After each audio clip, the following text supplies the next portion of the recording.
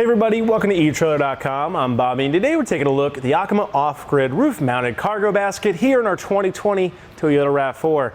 Now this can be an excellent way, guys, of getting a lot more cargo space, getting up on top of the roof, and therefore we don't have to even add anything on the back of our hitch, don't have to worry about a hitch. The only thing we're gonna need, a nice little roof rack system to make sure that this works. Now we do have it here on the Rhino-Rack here today, but you can make it work on almost any crossbar system, so whether it be round, square, factory, or Aero, should have no trouble at all getting on it. One little thing I will say when considering what kind of crossbar to get, if you are wanting to start utilizing Yakima's same key system, it could benefit you to go ahead and just grab a Yakima roof rack. Now, of course, as we said, don't have to do that, but that way we can actually go ahead and start getting all of our locking cores key to like, utilizing Yakima's same key system. Taking a look at the grid itself, though, you can see very stylish up on here. Yakima always making sure its products are looking good as well. It is going to be made of a steel construction with a durable powder coat finish. Now, as you guys can probably see, it's going to have a little nicks and dings here. That black powder coat finish can easily start coming off if you're not treating it well. So as we are loading up gear, just being careful with it can really extend that life of it. And as long as we are treating it well and trying to keep it out of the weather, should be holding up for us for quite a while. I do like those contact points here on the side as well. Not only are you getting style with it, you're getting a lot of nice little points. Start putting those cam buckle hooks and those ratchet straps, making sure we can secure all of our cargo. You guys might have seen at the top there too, we are having adapter bars going across. And those are one big thing that you might not see on a lot of the other cargo baskets out there. What's awesome about those, we actually can mount a host of different accessories on there. So there'd be kayak carriers or bike rack. If you want to, you actually can double up on this guy and start utilizing a little bit of that space for some other accessories. Not only that, it does act as a nice divider, just keeping all of our items in line where we want them. Well, it doesn't take too much long to actually get this guy on the vehicle, which is another huge benefit of it. Let's go ahead and see how we got it on here. So to get this installed, guys, all we really want to do is go ahead and lay our grid across it. You can see we already have 3 of our footbeds in place here. Now, when you're getting across, I like to kind of set it down, and especially if you are doing this solo, it can be beneficial to go ahead, get it on a rack, and then just slightly kind of walk it. Really watch that, though. We don't want to be damaging our roof rack or our carrier itself on the bottom, so let's just be careful as we do mount it. However, it doesn't take too much to get in position, as you guys can see, and we have our 3 pads here. Looking at these pads, as you guys can see, they can actually slide this entirety of this system they're on, which gives really good versatility. So you don't even have to put your racks on like we do. As long as you are appropriately distancing them, you should have a good time getting these pads to work. You're going to have a little rubber-coated metal strip here, and that's simply going to go around your crossbar and into this little latching position here. So you can see it's a little loose here. It actually is pretty nice and tight. I'm gonna go ahead and just give it a few revolutions, but this screw bolt right in here is actually how we can manipulate that. So you can see that'll loosen it, I'm sorry, while this tightens it into position. It's gonna be pulling that bracket, which is in turn pulling that metal strip in, making for a nice tight fit. We actually are a little too tight here, so I'll back it off just a smidgen and bring that into position like so, and lock that in place. Well, now that we have it up on here, we can go ahead and start taking a closer look. Of course, we have our adapter bars here and a lot of good contact points throughout it. This grid does a good job making sure there's nothing too large for anything to fall through. So as long as we are appropriately placing our cargo, should have a good job, good time getting everything up on there.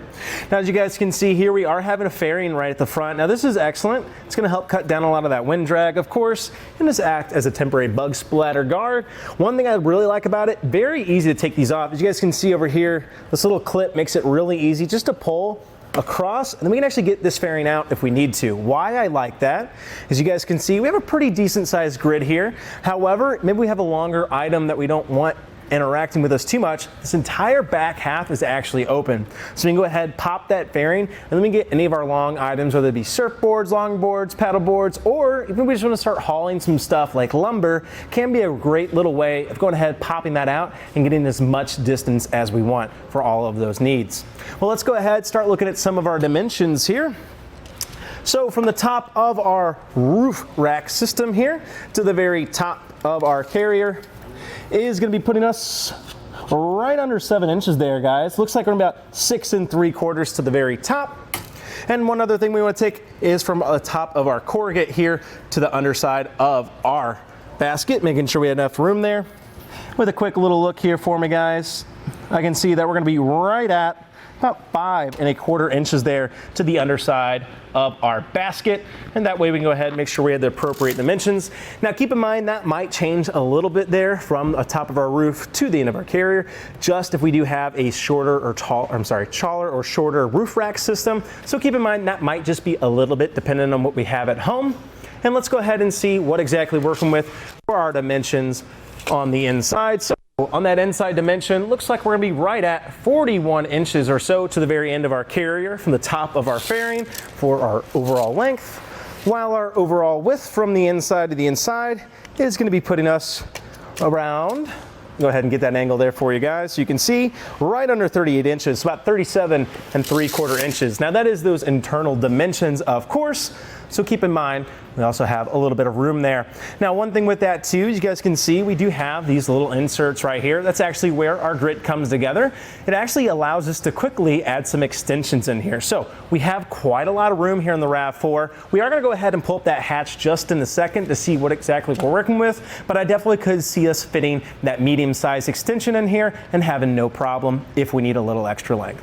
So now we got it up here and got the hatch open. Let's go ahead and see what our dimension is here to the hatch. So from the hatch with pretty good clearance there to the very end, we got about 16 inches, while we also have about 14 inches before we're even in front there of our windshield. So we got about 30 inches to work with if we wanted to. I think we're gonna have no trouble putting a host of different those extensions in. So be sure to check etrailer.com to see which one you want to extend your grid. Well, as you guys saw, definitely not too hard with that installation. And I do like how much room on the RAV4 we have to work with, which can be great if we just want a little bit more cargo space.